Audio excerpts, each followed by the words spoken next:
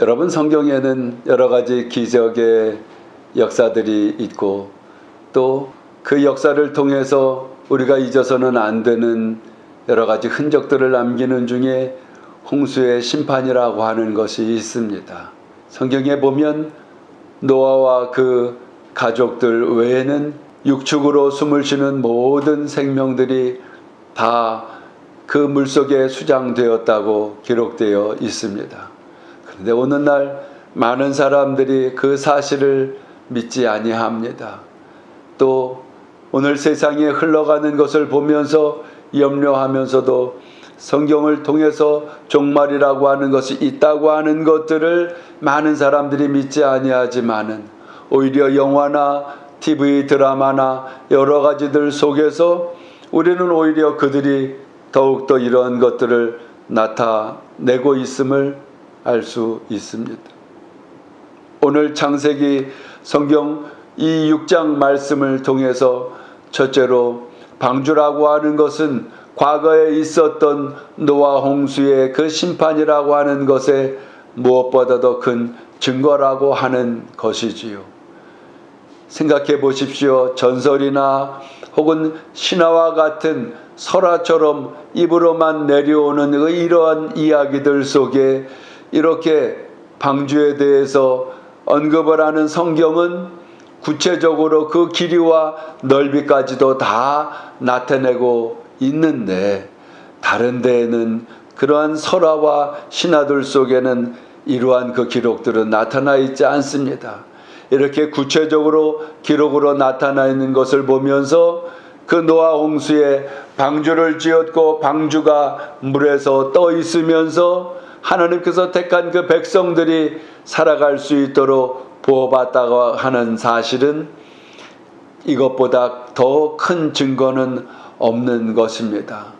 그래서 성경에 보면 이 6장 14절 말씀부터 보시면 너는 코페르 나무로 너희를 위하여 방주를 만들라. 오늘날로 말하면 잣나무나 삼나무나 이러한 종류를 이야기하는데 이 나무를 통해서 만들면서 역청이라고 하는 것으로 타르라고 하는 것으로 그 방주에 보호하기 위한 배와 같은 이러한 모양들 속에 물이 들어가지 아니하도록 구체적으로 얘기하면서 15절에 보면 내가 만들 방주는 이러하니 하면서 길이와 넓이와 높이들을 구체적으로 다 이야기를 하고 있습니다.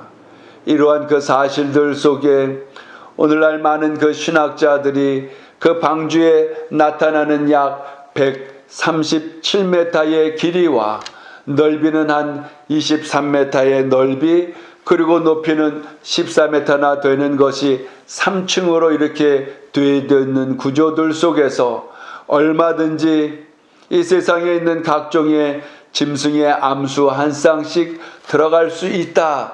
이렇게 계산한 결과로 추정을 합니다. 왜냐하면 양들을 그 안에 넣어 보니까 약 12만 5천 마리의 양을 넣을 수 있다고 그럽니다. 길이만 137m가 되고 폭으로 23m가 되고 높이가 14m인 3층 칸으로 되어져 있는 이곳에 양을 넣어 놓으면 12만 5천 마리가 되는데 오늘날 여러 포유류의 그 종류들을 보면 약 17,000종의 종류들이 있는데 암수로 넣으면 3만여 넘는 약 3만 5천 정도의 이러한 그 마리수를 넣을 수가 있는 것이고 또 멸종된 거, 조류들, 또 가족들과 함께 노아의 식량들 이런 것들을 얼추 계산을 해보고 나면 기가 막히게 하나님께서 완벽하게 방주라고 하는 것을 준비하심에 우리는 놀라지 않을 수 없다라고 하는 것이죠. 그리고 실제로 저 레이크 우드나 미국이나 이런 데 가보면 잣나무나 삼나무나 이런 것들이 아주 높이 키가 80m, 90m씩 자라는 나무들을 볼 수 있는 것이죠. 그런 것에 가보면 이 늘 안개와 같이 이슬이 있는 지역이요, 햇볕은 그리 많지 않아서 서로 나무들이 햇볕을 보려고 경쟁적으로 자라게 되는 이러한 환경들, 조건들 속에 그렇게 자라는 것을 봅니다.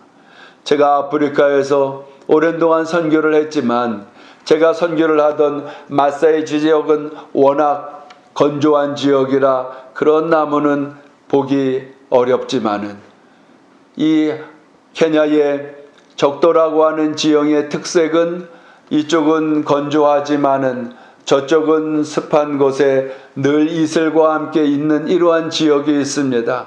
그런 지역에는 차나무나 또 커피나무나 이런 것들을 이렇게 재배하면서 살아가고 있는데, 그런 곳의 계곡들에 가면 아주 어마어마한 그 길이의 나무들을 흔하게 볼 수 있는 사실들 속에 얼마든지 방주라고 하는 것은 사실인 것이요, 또 이러한 그 사실들을 과학자들이나 이러한 그 신학자들이나 이런 분들의 추정하고 계산하고 이런 걸 통하여 얼마든지 가능하다고 하는 사실 앞에서 우리는 다시 한번 하나님의 이 성경의 말씀으로 돌아가야 하며, 둘째로 이 노아의 홍수를 통하여서 우리가 깨달아 알아야 하는 것은 하나님께서 우리의 인생의 둘째로 번창하기를 시작할 때, 다시 말해 이 인생들이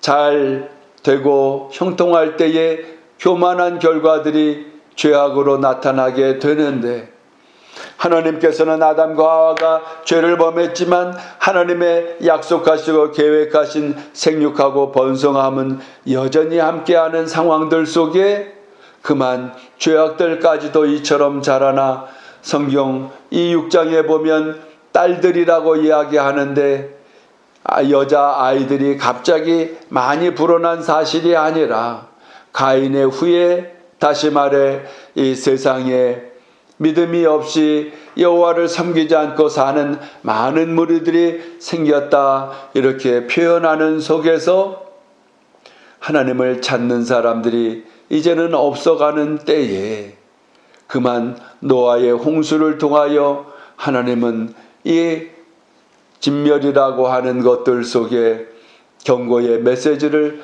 전하는 것을 볼 수가 있습니다.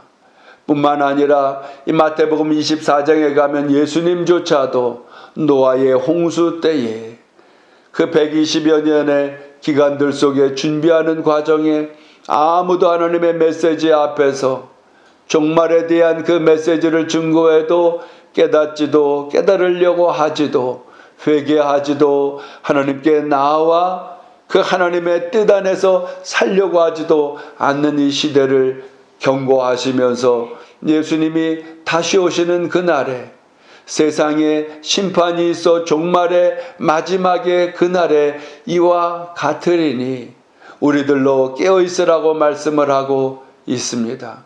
여러분 생각을 해 보십시오. 기독교에서는 심판이 있다고 말씀을 하고 있습니다. 성경의 말씀을 쫓아서 천국과 지옥이 있다고 말씀을 하고 있습니다. 그런데 만일 가령 훗날에 세월이 지나 심판이 없더라도 저는 예수님을 섬길 겁니다. 예수님을 믿고 살아보았더니 절제했던 삶이요, 또 질서를 지켰던 삶이요, 그래도 한 번이라도 더 올바로 살아보려고 마음의 중심을 잡고 이웃사랑을 실천하려고 저 아프리카까지 선교의 사명을 갖고 순종하며 살았던 그 길은 참 잘했다 하는 마음을 갖습니다. 그래, 만약에 성경의 말씀이 심판이라고 하는 것이 없더라도 삶 자체는 그래도 어찌하든지 올바로 살아보려고 애쓰던 그 모습대로 살았던 것을 잘 살았다고 생각을 합니다. 그런데요, 만약에 이 하나님을 믿지 않는 사람들이 입장에서 심판이라는 것이 있게 된다면 세상에 영원히 꺼지지 않는 그 불못에서 이 윤광로와 같은 용왕과 같은 이러한 꺼지지 않는 불못이라고 하는 곳에서 그 고통을 느껴가며 영원히 사는 이 말씀에 통한 심판이라고 하는 곳에 이르게 된다면 그것은 어찌 하겠습니까? 심판이 없더라도 우리의 삶을 인도하시고 우리가 올바로 살려고 마음 중심을 잡았던 것처럼 살아 있어도 무질서와 도적질 당하고 악한 영들에게 속아서 결국에는 수고하고 애쓴 그 결과들이 부정적인 소산물들로만 우리의 인생에 맺게 되기보다는 바로 사는 길이요 또 그 말씀을 믿어 심판을 면하여 천국이라고 하는 예수님께서 부활하시고 승천하셔서 우리의 거처를 예배해 놓으신 그곳에 이르는 이 믿음을 통해서 살아간다고 하는 것이 얼마나 감사한 것이요. 최근에 저는 어떤 분들과의 모임자리를 갖고 난 뒤에 혼자 생각하게 된 것이 있습니다. 내가 하나님을 믿기에 예수님을 믿기에 그래도 슬픔이 있을 때 하나님 예수님 불러가면서 기도할 수 있다고 하는 이 사실이 얼마나 복된지를 감사한지를 다시 한번 깊이 생각해 보게 됩니다. 너무나 슬픈데 울고 싶은데 누군가에게는 이야기하고 싶은데 세상에서 마음 놓고 이야기할 수도 없는 환경에서 예수님도 믿지 않고 하나님도 알지 못해 아무 기댈 곳도 의지할 곳도 그러한 고통 속에 찾을 사람도 찾을 대상도 없는 그 인생이 얼마나 애처롭고 정말 불쌍하겠구나 하는 생각을 갖게 되던지 하나님을 믿어 그러한 곤고함 속에 하나님 아버지하고 부르며 기도할 수 있게 된 것이 얼마나 감사한지 예수님의 이름으로 구하면 우리를 문제에서 우리를 육체의 연약함의 질병에서 고쳐주시고 우리를 마음의 억눌림에서 자유케 하시는 그 예수님을 믿고 살아가는 하루하루가 얼마나 감사한지를 다시 생각해 보게 되었습니다. 예수님을 믿고 여호와 하나님을 섬기는 우리의 신앙의 길들 속에서 오늘도 주와 함께 동행하며 마음껏 찬양하고 기도함으로 강건하여 승리하게 되시기를 주의 이름으로 축원드립니다.